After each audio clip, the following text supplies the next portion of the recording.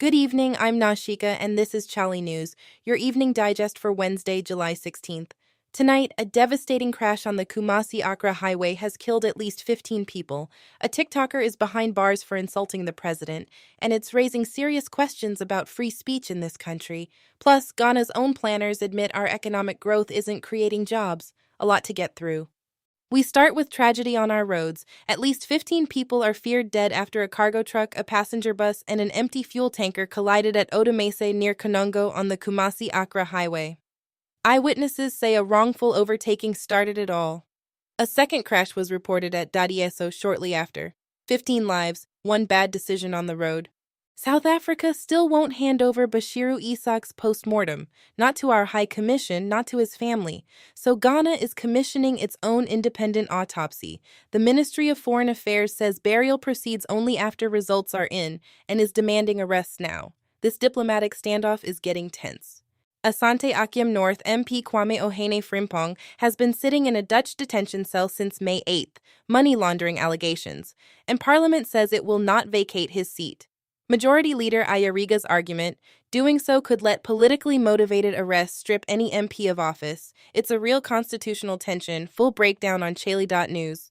That same Ayariga is getting challenged on another front. Investigative journalist Manasseh Azure Awuni says the Majority Leader's defense of Parliament's closed-door Bank of Ghana briefing simply didn't hold up, and that the NDC is now doing exactly what it criticized the previous government for. The Foreign Reserve's transparency row is not going away. The minority in Parliament wants answers on 10.92 billion Ghanaian cedis recorded as expenditure on the Accra-Kumasi Expressway, even though only half the road's right-of-way has been cleared. CAGD said the funds are untouched, but that doesn't explain the Auditor General's separate figure. Someone needs to reconcile these numbers. This one is uncomfortable. A TikToker, Camilla Al-Hassan, has been sentenced to 1 year in prison for posting videos with false and offensive allegations against President Mahama. Legal scholar Professor Kwaku Azar is alarmed, arguing that jailing people for offensive speech, however crude, is incompatible with constitutional democracy. Where exactly is the line between misinformation and criminalized dissent? Ghana needs that conversation. 6% growth. Sounds good, right? The National Development Planning Commission says don't celebrate yet. It's jobless growth. The industrial sector contracted across multiple years, and 2024's gains came almost entirely from gold mining. The NDPC's own report says government interventions are not improving the lives of most working Ghanaians. That's the government's own planners saying that. 1 in 2 Ghanaian children could be at risk of brain damage from lead found in toys. That's Ghana's EPA speaking. Dangerous lead levels detected in children's toys, and it points directly to gaps in how we inspect imports. Parents, this one matters. Some welcome health news. President Mahama, during his Volta region tour today, ordered the Ministry of Health to reopen the nurse recruitment portal to absorb 16,000 qualified nurses in 2 phases. These are trained nurses who've been waiting, sometimes for years, for postings. Long overdue. Technical University students, heads up. TUSAG is resuming its indefinite strike this Monday, July 20th. Government has failed to pay a one-time research allowance and hasn't fully implemented an agreed interim deal. If you're on a technical university campus, prepare for disruption. Ghana's Jubilee Field has hit 95,000 barrels per day, ending 6 straight years of declining output. Energy Minister Jinapor says expanded refining at TOR and Sentuo could soon cover 70% of our domestic fuel needs. If that happens, the import bill drops significantly. Real potential here.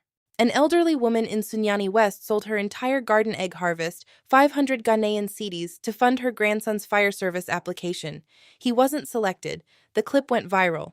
It shouldn't have to take a grandmother's harvest to apply for a government job, and it certainly shouldn't end in rejection. This is what jobless growth looks like in a person's face. The head of Ahanta King Badu Bonsu II, executed and decapitated by Dutch colonial forces in 1838, has been repatriated to Ghana. It's currently sitting in a room at the 37 Military Hospital. No permanent home. MPs debated this in Parliament today, calling for a dedicated museum in Ahanta West. We brought the king home. Now what? Argentina knocked England out of the 2026 World Cup 2-1, but the Telegraph counted 31 alleged acts of gamesmanship and foul play in a single match. Messi, Paredes, Simeone, all named. Argentina faced Spain in Sunday's final. controversial as ever.